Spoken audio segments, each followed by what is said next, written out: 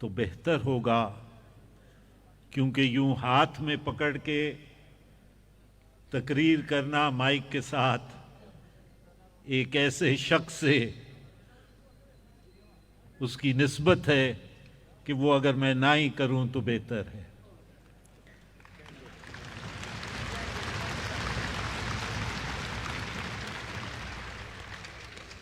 मैं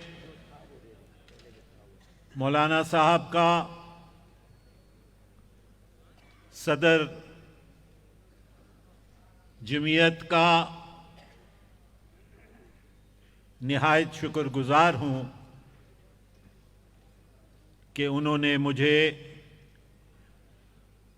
आज एक बार फिर मुफ्ती महमूद कॉन्फ्रेंस में शिरकत की दावत दी। अगर इस कॉन्फ्रेंस में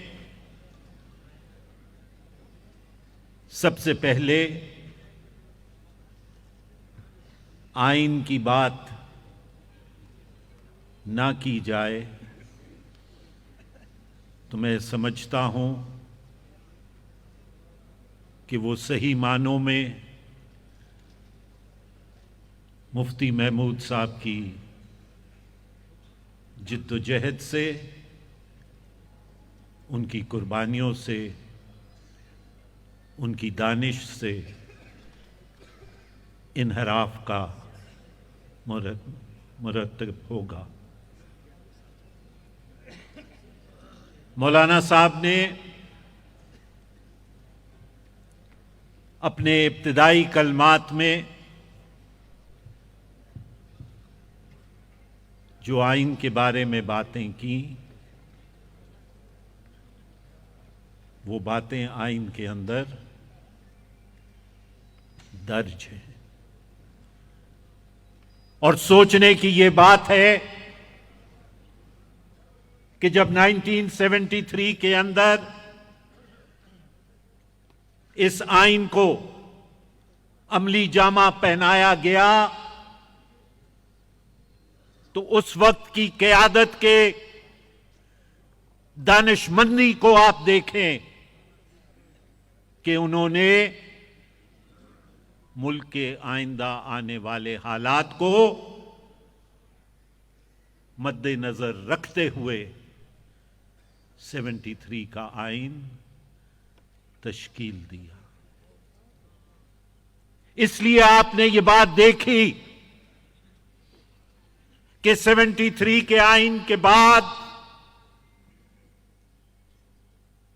मेरे अजीज हमवतनों कितनी दफा हुआ, लेकिन उनमें से किसी को भी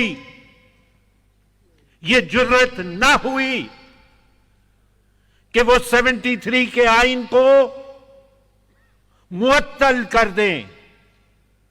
हां, उसको कभी अबेयंस में रखा गया, उसको कभी मुअत्तल किया गया, लेकिन उसको मनसूख करने की जरूरत किसी को ना हुई, क्योंकि उनको इस बात का इल्म था कि इतना बड़ा कौमी इत्तेफाक जो आइन के साथ हुआ है वो इत्तेफाक अब मुमकिन नहीं है।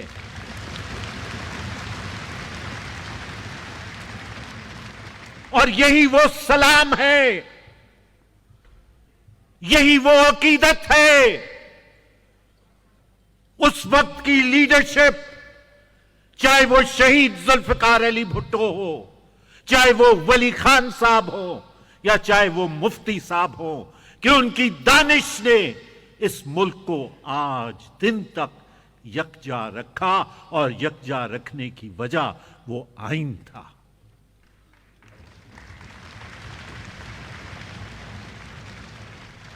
लेकिन मौलाना साहब,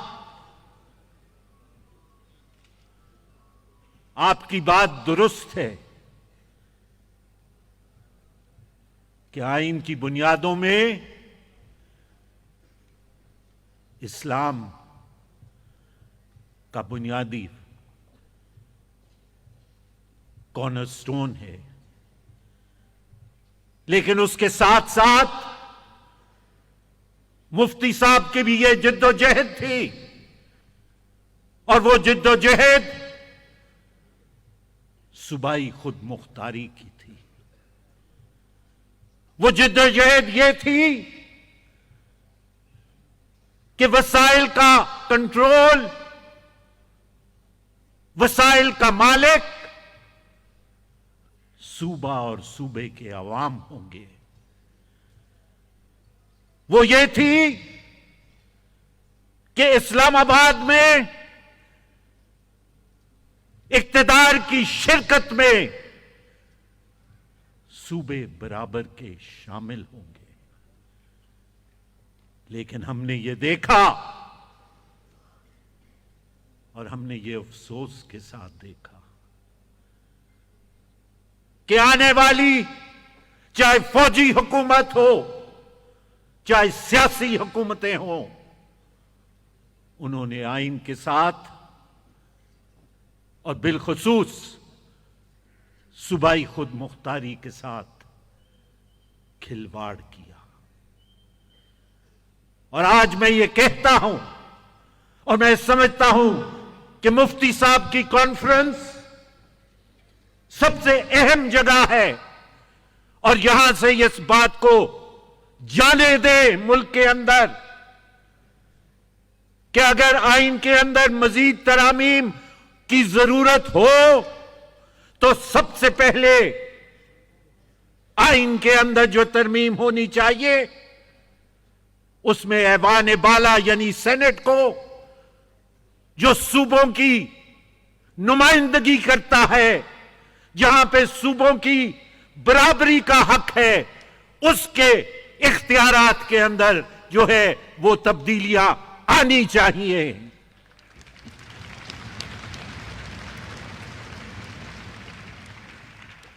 आज मुफ्ती महमूद कॉन्फ्रेंस से मैं ये मुतालबा करता हूं कि पार्लियामान के जॉइंट सेशन के अंदर जो वोटिंग होती है उसमें फॉर्मूला ऐसा बने कि सेनेट का एक वोट नेशनल असेंबली के एक वोट के बराबर हो, ताकि इकाइयां जो है वो अपना पूरा हक वहां पे जॉइंट सेशन में ले सकें।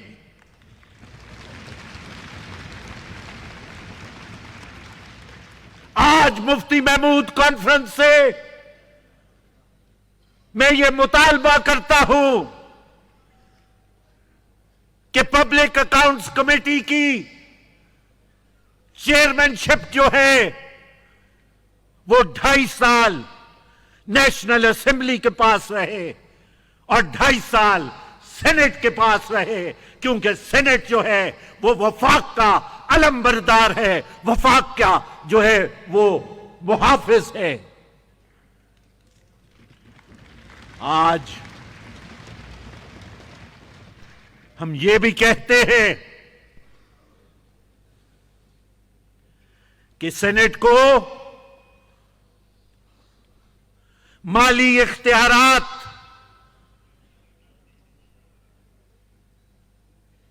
की पावर भी देनी चाहिए। अगर ये बात की जाती है कि एनएफसी में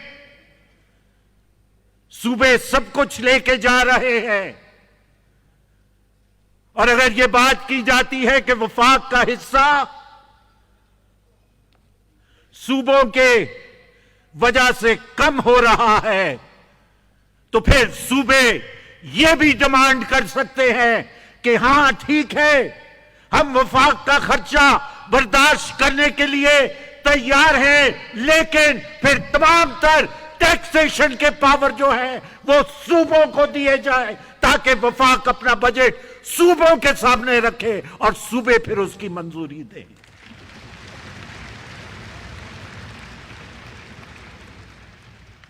लेकिन यहां पे तो मैं देख रहा हूं कि एक अजीब बहस निकल उठी है। और वो बहस क्या है? वो हकीकी और गैर हकीकी की बहस है।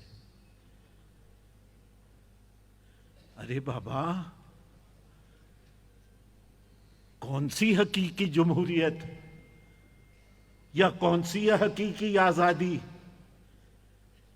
की तुम बात कर रहे हो? कहां गई थी?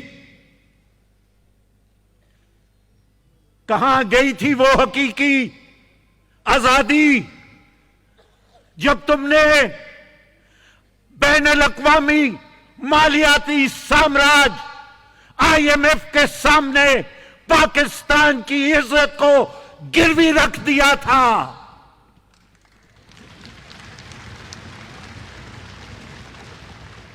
कहां गई थी वो हकीकी आजादी जब तुम्हारे फाइनेंस मिनिस्टर ने IMF के सामने पाकिस्तान के स्टेट बैंक की खुद मुख्तारी को गिरवी रख दिया था?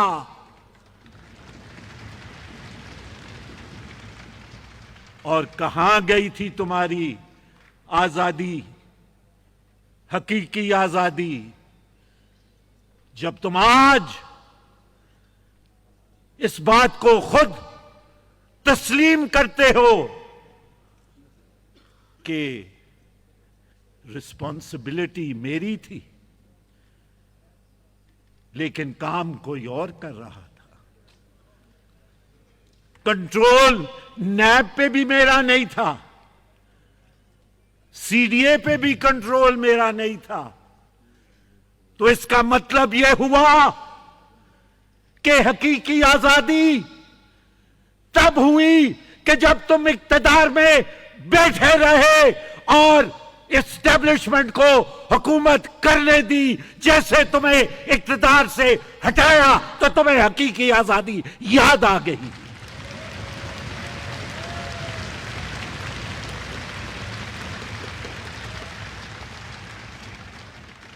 और आज भी तुम कौन सी हकीकी आजादी की बात करते हो?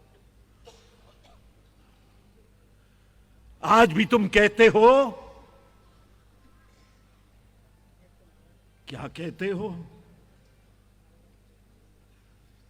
कि न्यूट्रल्स बहुत बुरे हैं क्योंकि वो गैर जानिबदार हो गए। तुम दावत देते हो कि न्यूट्रल्स मेरे हक में मुदाखलत करो।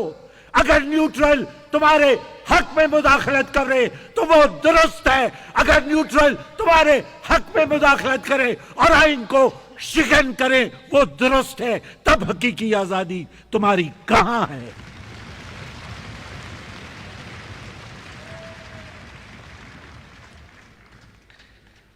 और फिर साम्राज्य की बात करते हो। साम्राज्य की गोद में पलने बढ़ने वाले आज साम्राज्य के खिलाफ बात करते हैं। परेड ग्राउंड पे खत लहराना और रावलपिंडी के अंदर शहीद भुट्टो का खत लहराना जमीन और आसमान का फर्क है।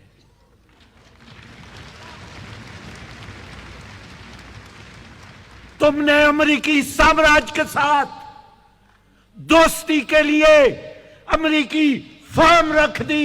शहीद जुल्फकार अली भुट्टो ने अपना सर कटवा दिया लेकिन साम्राज्य के सामने झुका नहीं।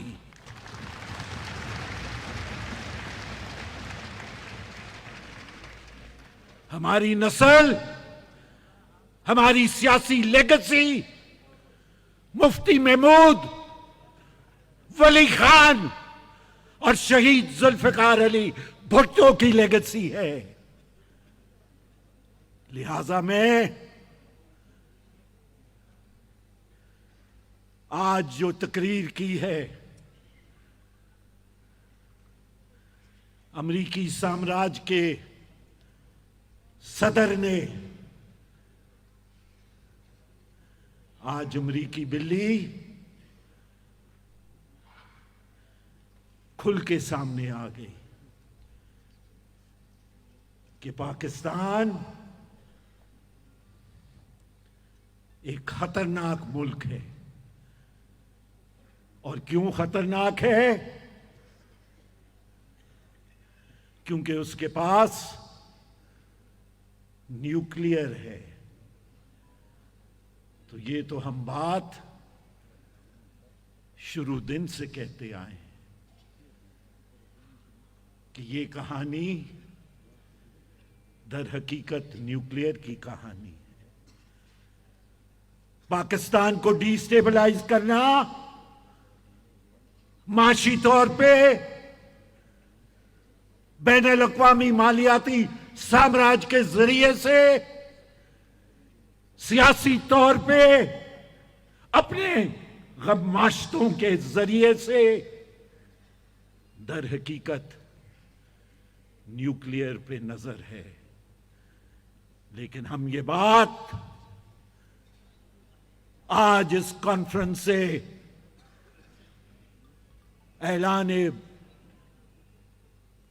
ऐलान करते हैं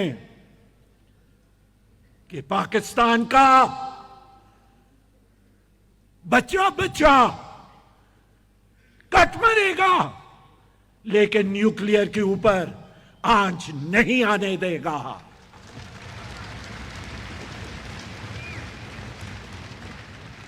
ये हमारा फैसला है। और जो बाइडेन ये बात सुन ले और होश के नाखून ले, ये वो किसी चलती फिरती कौम से बात नहीं कर रहा। ये गयूर, गैरतमंद पाकिस्तानियों को वो मुखातब होके कह रहा है जो अपने असूलों पे, अपने मजहब पे, अपने मुल्क पे जान देने के लिए तैयार है।